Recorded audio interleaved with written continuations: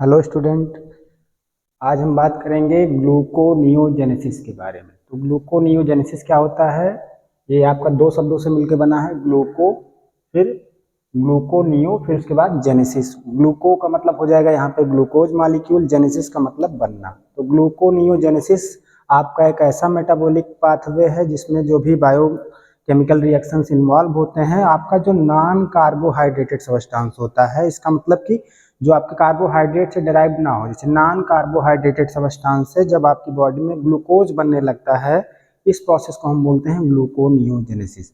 Gluconeogenesis is the metabolic pathway in which glucose molecules are formed or synthesized in the liver from the non carbohydrated precursors molecule such as आपका जैसे glycerate हो जाए, आपका lactate हो जाए, pyruvate हो जाए, या फिर ग्लूकोजेनिक अमीनो एसिड्स हो जाए। आपकी बॉडी में जो भी ग्लूकोजेनिक अमीनो एसिड्स हैं, या फिर पायरुवेट के मॉलिक्यूल हैं, या फिर आपका ग्लिसरेट का मॉलिक्यूल है, उससे जितने भी आपके नॉन कार्बोहाइड्रेटेड सब्सटेंस हैं, उससे आपका ग्लूकोज का मॉलिक्यूल बनता है। इस प्रोसेस को हम बोलते हैं ग्लूकोनियोजेनेसिस। ग्लूकोनियोजेनेसिस का मतलब नए ग्लूकोज मॉलिक्यूल्स का बनना।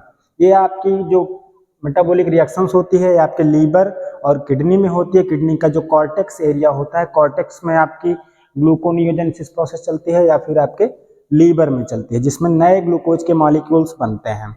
अब आप सोचेंगे कि नए ग्लूकोज के मॉलिक्यूल बनाने की क्या जरूरत है, हम तो बाहर से पहले से लेते रहते हैं। लेकिन ऐसी कंडीशंस आती हैं, जैसे कि मान लो आप कोई भी फिजिकल एक्सरसाइज कर रहे हैं, आप बहुत ज़्यादा कार्य कर रहे हैं और उस टाइम आप फास्टिंग स्टेज में हैं, मतलब भोजन आपने नहीं खाया है, काफ़ी लंबे टाइम से आप जब भोजन ना खाए हों, या फिर कोई एक्सरसाइज, कोई भी आप फिजिकल काम कर रहे हैं, वर्क कर रहे हैं, उस टाइम पे आपको एनर्जी की ज़्यादा ज़रूरत होती है। तो बॉडी को एनर्जी की नीड है, उस टाइम में क्या होता है, ग्लूकोज के मॉलिक्यूल्स का बनना होता है, मतलब कि नए ग्लूकोज मॉलिक्यूल्स की रिक्वायरमेंट होती है। नए ग्लूकोज के मॉलिक्यूल्स बनेंगे, उससे फिर फर्दर आपकी एनर्जी का फॉर्मेशन होगा और आप कोई भी सेलुलर या फिजिकल एक्टिविटी कर सकेंगे। तो वहाँ पे एनर्जी की रिक्वायरमेंट ज़्यादा होती है। तो जब आप फास्टिंग स्टेज में हों या फिर आप कोई भी फिजिकल वर्क कर रहे हो, उस टाइम पे नए ग्लूकोज मॉलिक्यूल का निर्माण होना जरूरी होता है आपकी बॉडी में। तब आपका प्रोसेस चलता है ग्लूकोनियोजेनेसिस, जिसमें आपके नॉन कार्बोहाइड्रेटेड जो सब्सटेंस है, मतलब जहाँ से ग्लूकोज आपका ऑप्टेड नहीं, जो आपके नॉन कार्बोहाइड्रेटेड सब्सटेंस हैं, जैसे कि आपका ग्लूकोजेनिक अमीनो एसिड्स हो गए, या फिर पायरुवेट का मॉलिक्यूल हो गया, इन सब से अगर आपके ग्लूकोज के मॉलिक्यूल्स बनते हैं जिससे आपकी एनर्जी का प्रोडक्शन हो सके, वो आपका कहलाता है ग्लूकोनियोजेनेसिस।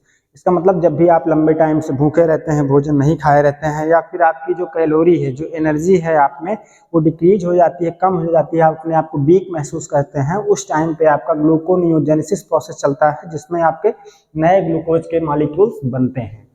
ये क्रिया जो होती है आपके लीवर और किडनी में होती है।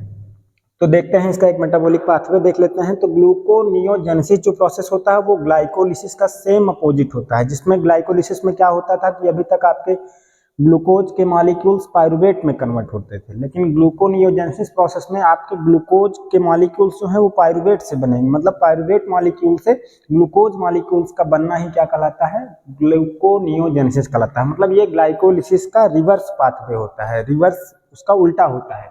आप अगर इधर से रिएक्शंस को चलाएंगे तो ये आपका ग्लाइकोलिसिस कहलाएगा, जिसमें आपका ग्लूकोज, फिर ग्लूकोज 6 फास्फेट, फिर आपका फ्रक्टोज 6 फास्फेट, फिर फ्रक्टोज 1 6 बाई फास्फेट बनता था। तो अगर इस तरह से चैन को चला देंगे तो ये आपका कहलाएगा ग्लाइकोलिसिस। लेकिन आपकी चैन यहाँ से स्टार्ट होती है, जिसमें दो पायरुवेट के मॉलिक्यूल से एक ग्लूकोज का मॉलिक्यूल बनता है, ग्लूकोनियोजेनेसिस कहलाता है।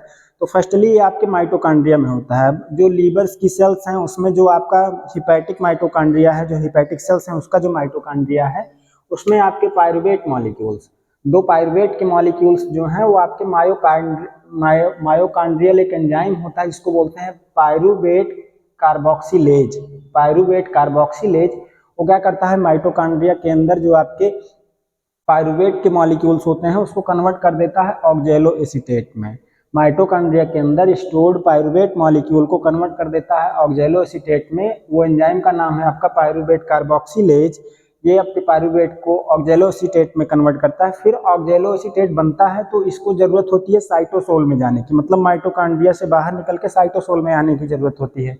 लेकिन आपका ऑक्जेलो एसीटेट जो है वो साइटोसोल में नहीं आ सकता है, इस वजह से उसमें हाइड्रोफिलिक जो ग्रुप होते हैं, वो क्या करते हैं, सॉरी, हाइड्रोफोबिक ग्रुप जाके अटैच होते हैं, बाइंड हो जाते हैं, और आपका ये जो ऑक्जेलो एसीटेट जो है उसी माइटोकॉन्ड्रिया के अंदर ऑक्जेलो एसीटेट जो होता है वो कन्वर्ट हो जाता है मैलेट में, मैलेट में कन्वर्ट होता है। उसके बाद फिर मैलेट आपका सीधे आ जाता है साइटोसोल में, साइटोसोल में आने के बाद, साइटोसोल में आता है, उसके बाद फिर से आपका एक एंजाइम होता है मैलेट डिहाइड्रोजिनेज, मैलेट डिहाइड्रोजिनेज। वो क्या करता है, आपके मैलेट को फिर से कन्वर्ट कर देता है ऑक्जेलो एसीटेट में। ये जो इंटर कन्वर्जन होता है, ये आपके उस मेम्ब्रेन को, जो माइटोकॉन्ड्रियल परमिएबिलिटी है उसको पार कराने के लिए, माइटोकॉन्ड्रिया की जो मेम्ब्रेन्स है उसको पार कराने के लिए ये रिएक्शंस होती है, जिसमें ये आपका ऑक्जेलो एसीटेट जो है पहले मैलेट में कन्वर्ट होता है, फिर आपका कन्वर्ट हो जाता है ऑक्जेलो एसीटेट में by the enzyme malate dehydrogenase. फिर आपका जैसे ही ऑक्जेलो एसीटेट आपके साइटोसोल में आ जाता है, तो साइटोसोल में एक एंजाइम प्रेजेंट होता है जिसको हम बोलते हैं phosphoenol pyruvate carboxy kinase, phosphoenol pyruvate, PEP का मतलब है फास्फोइनोल पाइरूवेट कार्बोक्सी काइनेज। ये क्या करता है, ऑक्जेलो एसीटेट मॉलिक्यूल को कन्वर्ट कर देता है फास्फोइनोल पाइरूवेट में, फास्फोइनोल पाइरूवेट जैसे बनता है। फिर आपका एक एंजाइम होता है जो क्या करता है, उसी साइटोसोल में ही आपका एक एंजाइम होता है इनोलेज, वो आपके फास्फोइनोल पाइरूवेट को फिर कन्वर्ट कर देता है 2-फास्फोग्लिसरेट में। फिर आपका एक एंजाइम होता है फास्फोग्लिसरेट म्यूटेज एंजाइम, फास्फोग्लिसरेट म्यूटेज एंजाइम वो क्या करता है, 2-फास्फोग्लिसरेट को कन्वर्ट करता है फास्फोग्लिसरेट 3-फास्फोग्लिसरेट में। फिर वो फर्दर 3-फास्फोग्लिसरेट मॉलिक्यूल जो है वो आपका एक एंजाइम होता है फास्फोग्लिसरेट काइनेज एंजाइम, जो 3-फास्फोग्लिसरेट मॉलिक्यूल को कन्वर्ट कर देता है 1,3-बाईफास्फोग्लिसरेट में, 1,3-बाईफास्फोग्लिसरेट। फिर आपका एक एंजाइम होता है वो रिस्पॉन्सिबल होता है, वो आपको कन्वर्ट कर देता है जिसको हम बोलते हैं ग्लिसरल्डिहाइड डिहाइड्रोजिनेज, ग्लिसरल्डिहाइड डिहाइड्रोजिनेज। वो 1,3-बाईफास्फोग्लिसरेट मॉलिक्यूल को सीधे कन्वर्ट कर देता है ग्लिसरल्डिहाइड 3-फास्फेट में। फिर आपका ग्लिसरल्डिहाइड 3-फास्फेट जो है ये यहाँ पे आइसोमर्स बनाते हैं, यहाँ पे इतना ये आइसोमर्स बनाते हैं, और आपका ग्लिसरल्डिहाइड 3-फास्फेट जो है in the presence of enzyme triose phosphate isomerase, ये क्या करता है, आपका चेंज हो जाता है डाई हाइड्रोक्सी एसीटोन फास्फेट में। फिर इंडोलेज एंजाइम की उपस्थिति में आपका ये कन्वर्ट होता है फ्रक्टोज 1,6-बाईफास्फेट में। फिर एक एंजाइम होता है फ्रक्टोज 1,6-बाईफास्फेटेज एंजाइम, वो क्या करता है, फ्रक्टोज 1,6-बाईफास्फेट को कन्वर्ट कर देता है फ्रक्टोज 6-फास्फेट में। फिर आपका एक एंजाइम होता है फास्फोहेक्सोज आइसोमेरेज, फास्फोहेक्सोज आइसोमेरेज, वो आपके फ्रक्टोज 6-फास्फेट मॉलिक्यूल को कन्वर्ट कर देता है ग्लूकोज 6-फास्फेट में। जैसे ही ग्लूकोज 6-फास्फेट बनता है तो आपका ग्लूकोज 6-फास्फेटेज एंजाइम होता है वो आपके ग्लूकोज 6-फास्फेट को कन्वर्ट कर देता है ग्लूकोज में। ये जो चैन होती है आपकी लीवर की जो सेल्स हैं या किडनी की जो कार्टेक्स होता है उसमें आपका ये चैन चलती है।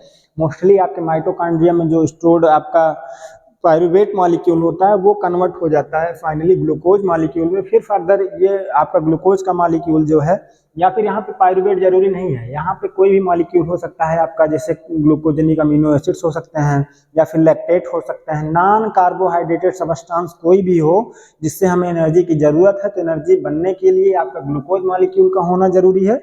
तो जब आप फास्टिंग स्टेज में रहते हैं, जब आपके बॉडी के अंदर ग्लूकोज नहीं रहता है या आप भोजन काफ़ी लंबे टाइम से नहीं लिए रहते हैं, तो बॉडी में अदर जो आपके अमीनो एसिड्स हैं या लैक्टेट हैं या ग्लिसरेट हैं, उनसे बॉडी क्या करती है, ग्लूकोज का फॉर्मेशन कर लेती है। ये जो प्रोसेस होता है ये आपका ग्लूकोनियोजेनेसिस कहलाता है। ये लीवर और किडनी में होता है। माइटोकॉन्ड्रिया में आपका, जैसे एक एग्जांपल लिया गया है यहाँ पे पाइरूवेट का, तो पाइरूवेट जो है माइटोकॉन्ड्रिया में 2 पाइरूवेट के मॉलिक्यूल्स इन्वॉल्व होते हैं और 1 ग्लूकोज का मॉलिक्यूल बनता है। अब इसमें 2 पाइरूवेट मॉलिक्यूल से आपके ग्लूकोज मॉलिक्यूल का बनना, इस प्रोसेस में आपके टोटल देखा जाए तो 2 NADH के मॉलिक्यूल खर्च होते हैं। मतलब यहाँ पे कोई नई चीज बना रहे हैं तो एनर्जी आपकी खर्च होगी। 2 NADH के मॉलिक्यूल खर्च होते हैं, 2 GTP के मॉलिक्यूल खर्च होते हैं, 2 GTP के मॉलिक्यूल खर्च होते हैं और आपकी 2 ATP खर्च होती है, 2 ATP खर्च होती है। इतने मॉलिक्यूल्स आपके इन्वॉल्व होते हैं तब आपका जाके एक ग्लूकोज का मॉलिक्यूल बनता है। फिर ग्लूकोज का मॉलिक्यूल बनने के बाद फर्दर आपको ग्लाइकोलिसिस वाला प्रोसेस होता है, उसमें फिर एनर्जी प्रोड्यूस होती है। तो आपकी बॉडी में जब फास्टिंग स्टेज में रहती है आपकी बॉडी, स्टारवेशन प्रोसेस चलता रहता है, उस सिचुएशन में ग्लूकोनियोजेनेसिस चलता है तो नए ग्लूकोज के मॉलिक्यूल्स बनते हैं। ये चेन आप पूरी याद कर लीजिए। अगर थ्योरी में आपको लिखना है तो थ्योरी में भी लिख सकते हैं आप, ऐसे सीधा लिखिए, लैंग्वेज को बनाइए। Gluconeogenesis is the metabolic pathway in which involve the biochemical reactions of synthesis of glucose molecule from the non-carbohydrated substance such as pyruvate, glycerate, lactate और ग्लूकोजेनिक अमीनो एसिड्स। फिर उसके बाद आप लिखिए it involves the following steps. In first step two pyruvate molecule is converted into the oxaloacetate in mitochondrium in the presence of enzyme pyruvate carboxylase. Further, these oxaloacetate is converted into the phosphoenol pyruvate in cytosol of the cell by the enzyme phosphoenol pyruvate carboxykinase. फिर उसके बाद आप लिखिए phosphoenol pyruvate is converted into the 2-phosphoglycerate by the enzyme enolase. फिर उसके बाद आप लिखिए 3-phosphoglycerate is formed from the 2-phosphoglycerate by the cytosolic enzyme phosphoglycerate mutase. phosphoglycerate mutase enzyme की उपस्थिति में phosphoglycerate मॉलिक्यूल्स का बनना, 3-phosphoglycerate मॉलिक्यूल्स का बनना। फिर उसके बाद आप सीधे वहां पे लिख दीजिए कि 1,3-biphosphoglycerate molecule is formed from the 3-phosphoglycerate bye the enzyme phosphoglycerate kinase enzyme. फिर उसके बाद आप लिख दीजिए these 1,3-biphosphoglycerate molecule is converted into the glyceraldehyde 3-phosphate by the enzyme glyceraldehyde dehydrogenase। यहाँ पे डिहाइड्रेशन हो जाता है और आपका ग्लिसरल्डिहाइड 3-phosphate का मॉलिक्यूल बनता है। फिर further these glyceraldehyde 3-phosphate is converted into the fructose 6-phosphate by the enzymes triose phosphate isomerase and aldolase. These fructose 1,6-biphosphate is converted into the fructose 6-phosphate by the enzyme fructose 1,6-biphosphatase। फिर further आप लिखिए कि glucose 6-phosphate is formed from the fructose 6-phosphate by the enzyme phosphohexose isomerase. इतना आप लिख दीजिए। फिर आप लिख दीजिए ग्लूकोज इज या glucose 6-phosphate is converted into the glucose 6-phosphate is converted into the glucose molecule by the enzyme glucose 6-phosphatase। ये आप थ्योरी के रूप में लिख सकते हैं। जो भी चैन रिएक्शन हो रही है आपकी बॉडी में, सीधा सा आप ये चैन बनाइए, उसके बाद फिर आप थ्योरी के रूप में इन चीज़ों को बोल दीजिए। सीधा सा आपका थ्योरी भी तैयार हो जाएगा, इधर से आपका रिएक्शंस भी तैयार हो जाएगा। ये रिएक्शंस क्यों चलती है? जब आपको एनर्जी की जरूरत होती है, जब आप काफ़ी दिन से खाना नहीं खाए रहते हैं, तो बॉडी क्या करती रहती है, जो आपकी बॉडी में स्टोर्ड मटेरियल होता है, बायोमॉलिक्यूल्स होता है, उससे एनर्जी बनाने का प्रयास करती है और बॉडी आपकी दुबली पतली होती जाती है। वो स्टोर्ड एनर्जी को क्या करता है, ग्लूकोज में कन्वर्ट करता है और इसी प्रोसेस को हम बोलते हैं ग्लूकोनियोजेनेसिस, मतलब नए ग्लूकोज मॉलिक्यूल्स का बनना। कहाँ पे? लीवर में और किडनी सेल्स में, मतलब किडनी का जो कॉर्टेक्स होता है उसमें या फिर आपके लीवर में। ये तो रहा आपका ग्लूकोनियोजेनेसिस। अब आगे हम बात कर लेते हैं थोड़ा सा। इसमें आपके 2 NADH के मॉलिक्यूल इन्वॉल्व हो रहे हैं। इसका मतलब एक NADH 3 ATP के बराबर होगा, तो यहाँ से 6 ATP यहाँ लग जा रहे हैं और एक GTP जो है वो आपके 1 ATP के बराबर होता है।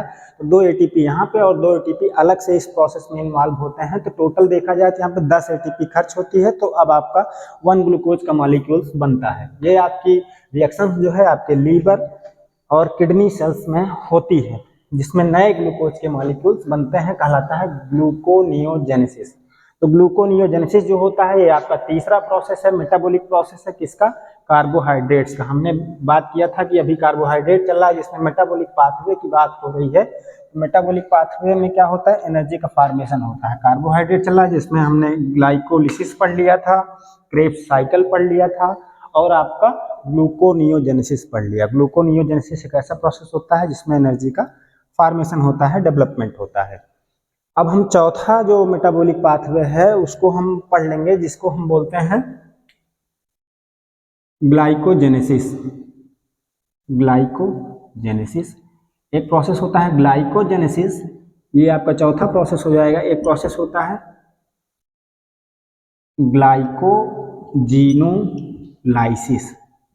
तो 2 प्रोसेस होते हैं, एक आपका होता है ग्लाइकोजेनेसिस, एक होता है ग्लाइकोजीनोलाइसिस। और ग्लूकोनियोजेनेसिस ये आपका तीसरा प्रोसेस है, ग्लूकोनियोजेनेसिस। तो gluconeogenesis is the process of formation of new glucose molecules from the non carbohydrated substance in the liver and kidney. नए ग्लूकोज मॉलिक्यूल्स का बनना from the non carbohydrate substance, ये प्रोसेस आपका कहलाएगा ग्लूकोनियोजेनेसिस, मतलब नए ग्लूकोज मॉलिक्यूल्स का बनना। ग्लाइकोजेनेसिस का मतलब क्या होता है? ग्लाइकोजेनेसिस एक ऐसा प्रोसेस होता है जिसमें जब आपका एब्जॉर्प्शन हो जाता है ग्लूकोज मॉलिक्यूल्स का, डाइजेशन होता है, तो आपका ग्लूकोज का मॉलिक्यूल जो है वो ग्लाइकोजन में कन्वर्ट हो जाता है और बॉडी में जाके ग्लाइकोजन के फॉर्म में स्टोर्ड रहता है, जिसको करवाता कौन है? इंसुलिन करवाता है। तो जब आपका एब्जॉर्प्शन डाइजेशन हो जाता है तो इंसुलिन रिलीज होता है पैंक्रियाज की बीटा सेल से। उसके बाद वो क्या करता है? ग्लूकोज मॉलिक्यूल को कन्वर्ट कर देता है ग्लाइकोजन के फॉर्म में और बॉडी में जाके स्टोर हो जाता है। इसका मतलब ग्लाइकोजन का फॉर्मेशन होता है। तो ग्लाइकोजेनेसिस अगर देखा जाए तो ग्लाइकोजन यहाँ से लिख दो, यहाँ से आपका जेनेसिस हो जाएगा। तो ग्लाइको प्लस जेनेसिस, ग्लाइको का मतलब ग्लाइकोजन, जेनेसिस का मतलब बनना। तो नए ग्लाइकोजन मॉलिक्यूल्स का बनना ग्लूकोज से, वो कहलाता है ग्लाइकोजेनेसिस। तो glycogenesis is the process of formation of glycogen molecule from the glucose molecule.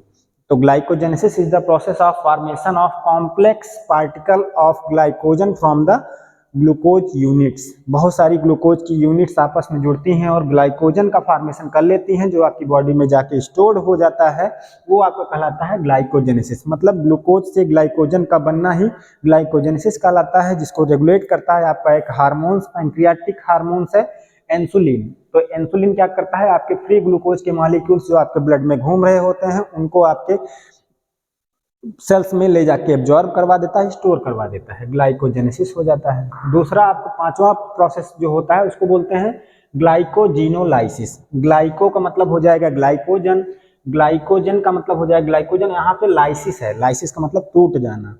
तो जो आपकी बॉडी में जैसे मान लो आपको एनर्जी की जरूरत पड़ती है, मान लो ग्लूकोज की संख्या बढ़ जाती है, तो ये लीवर ये आपका क्या करता है? इंसुलिन स्टोर करवा देता है ग्लाइकोजन के फॉर्म में आपके ग्लूकोज मॉलिक्यूल्स को। लेकिन जैसे आपको एनर्जी की जरूरत पड़ रही है और आप काफी टाइम से खाना वगैरह नहीं खाए हैं, तो जो बॉडी में स्टोर्ड ग्लाइकोजन होता है वो टूट जाता है, वो टूटता है और ग्लूकोज के मॉलिक्यूल्स को रिलीज करना स्टार्ट करता है। या फिर आपकी बॉडी में ग्लूकोज की मात्रा कम हो जाए, ब्लड में ग्लूकोज की मात्रा कम हो जाए, तब आपका स्टोर्ड ग्लाइकोजन जो होता है वो ग्लूकोज में कन्वर्ट होता है, फिर उसका मेटाबॉलिज्म होता है, उसके बाद एनर्जी प्रोड्यूस होती है।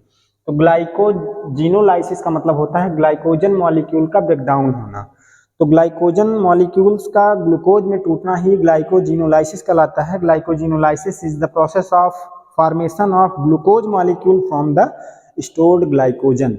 अब स्टोर्ड ग्लाइकोजन कहाँ पे होगा? आपके लीवर्स में या फिर जो जो आपकी मसल्स हैं उसमें ये क्या करता है? ग्लाइकोजन के फॉर्म में स्टोर्ड रहता है। तो जब आपका ग्लूकोज जो है, जब ग्लूकोज आपका ग्लाइकोजन में कन्वर्ट होगा, ग्लाइकोजन में कन्वर्ट होगा, तो ये प्रोसेस कहलाएगा ग्लाइकोजेनेसिस। और आपका जब ग्लाइकोजन आपका ग्लूकोज में कन्वर्ट होता है तो इसको बोलते हैं ग्लाइकोजिनोलाइसिस। ये दोनों सेम अपोजिट होते हैं एक दूसरे के। ग्लाइकोजेनेसिस का मतलब ग्लूकोज से ग्लाइकोजन का बनना, ग्लाइकोजिनोलाइसिस का मतलब ग्लाइकोजन से आपका ग्लूकोज का बनना। ये प्रोसेस जो होते हैं ये दो हार्मोन्स होते हैं, उनके द्वारा रेगुलेट किया जाता है। तो चलो हम हार्मोन्स की बात कर लेते हैं, थोड़ा सा कौन कौन से हार्मोन्स होते हैं। तो पैंक्रियाज जो होता है, इसको हमने पहले भी एचएपी में भी बता दिया है जब एचएपी पढ़ा रहे थे आपको। तो पैंक्रियाज की जो इजलेट ऑफ लैंगरहैंस होती है, मान लो ये आपका एक पैंक्रियाज है, ऐसे ही इधर हम पैंक्रियाज बना देते हैं, ये पैंक्रियाज है। तो ये पैंक्रियाज के टेल्स पे, इनकी जो टेल्स है, जो पिछला हिस्सा है, यहाँ पे सेल्स का एक ग्रुप पाया जाता है, क्लस्टर पाया जाता है, जिसको बोलते हैं इजलेट ऑफ लैंगरहैंस। इजलेट ऑफ लैंगरहैंस, जिसमें तीन प्रकार की सेल्स होती हैं, जिसमें तीन टाइप की सेल्स होती हैं। एक होती है आपकी बीटा सेल, एक होती है अल्फा सेल, एक होती है डेल्टा सेल, एक होती है एफ सेल। चार प्रकार की इसमें सेल्स पाई जाती हैं। तो बहुत सारी इसमें सेल्स होती हैं। ये जो ग्रुप होता है हमने चार टाइप की सेल्स सिखा दी।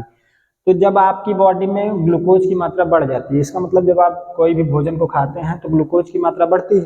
तो ग्लूकोज की मात्रा जब भी बढ़ती है, जब आप भोजन को खाते हैं, ब्लड में ग्लूकोज की मात्रा बढ़ जाती है, तो जो बीटा सेल्स होती है उससे एक हार्मोन रिलीज होता है जिसको बोलते हैं इंसुलिन। इंसुलिन रिलीज होता है और इंसुलिन क्या करता है? आपके ग्लूकोज को कन्वर्ट कर देता है ग्लाइकोजन में, ग्लूकोज को कन्वर्ट कर देता है ग्लाइकोजन में, और ये जाके आपके लीवर में स्टोर हो जाता है। लीवर और मसल्स में जाके ये स्टोर हो जाता है। इंसुलिन क्या करता है, ब्लड में ग्लूकोज की मात्रा को कम कर देता है। या फिर यूं कहा जाए कि ग्लूकोज का ग्लाइकोजन में कन्वर्ट होना, ये जो प्रोसेस होता है इसको क्या हम बोलते हैं, ग्लाइकोजेनेसिस बोलेंगे, ग्लाइकोजेनेसिस। तो ग्लूकोज मॉलिक्यूल का ग्लाइकोजन में कन्वर्ट होना ग्लाइकोजेनेसिस कहलाता है, मतलब नए ग्लाइकोजन मॉलिक्यूल्स का बनना। ये एक हार्मोन्स होता है जो पैंक्रियाज की बीटा सेल से रिलीज होता है। इजलेट ऑफ लैंगरहैंस में एक बीटा सेल होती है, उससे आपका रिलीज होता है इंसुलिन। इंसुलिन क्या करता है, ग्लूकोज को ग्लाइकोजन में कन्वर्ट करता है और लीवर में स्टोर कर देता है। जो कन्वर्जन होता है इसको ग्लाइकोजेनेसिस बोलते हैं। अगर आपके ब्लड में ग्लूकोज की मात्रा कम हो गई है, मतलब जब आप भोजन ना खाए हो, ग्लूकोज की मात्रा जैसे ही डाउन होती है तो आपकी एक सेल्स होती है इसी इजलेट ऑफ लैंगरहैंस में जिसको बोलते हैं अल्फा सेल, उससे एक हार्मोन रिलीज होता है ग्लूकागॉन। ग्लूकागॉन। तो जब भी ग्लूकागॉन रिलीज होता है तो ये क्या करता है, जो आपका स्टोर्ड ग्लाइकोजन है, जो स्टोर्ड ग्लाइकोजन होता है आपके लीवर्स में या मसल्स में स्टोर रहता है, स्टोर्ड ग्लाइकोजन को ये कन्वर्ट कर देता है ग्लूकोज में, ताकि एनर्जी का फॉर्मेशन हो सके, क्योंकि ग्लूकोज की मात्रा आपके ब्लड में कम हो चुकी है।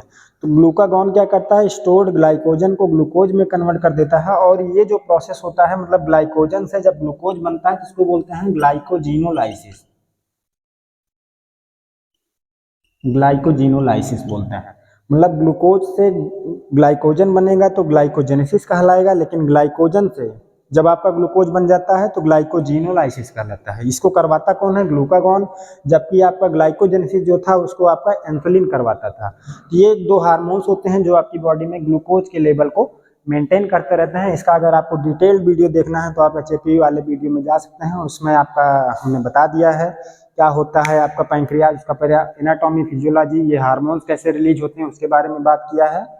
तो थोड़ा सा आपका ये हुआ कार्बोहाइड्रेट्स का मेटाबॉलिज्म। अभी इसमें एक पाथवे आपका बचा हुआ है एचएमपी शंट पाथवे, इसको हम आगे वाले वीडियो में बताएंगे। ऑक्सीडेटिव फास्फोराइलेशन है, उसके बारे में भी बात करेंगे।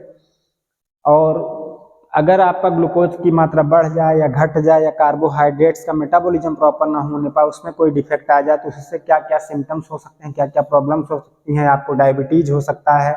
इन सब चीज़ों के बारे में हम आगे वाले वीडियो में चर्चा करेंगे। आई होप वीडियो आपको अच्छा लगा होगा। अगर वीडियो अच्छा लगा तो लाइक करें, सब्सक्राइब करें चैनल को, शेयर करें वीडियोज़ को। मिलते हैं अगले वीडियो में। Thank you.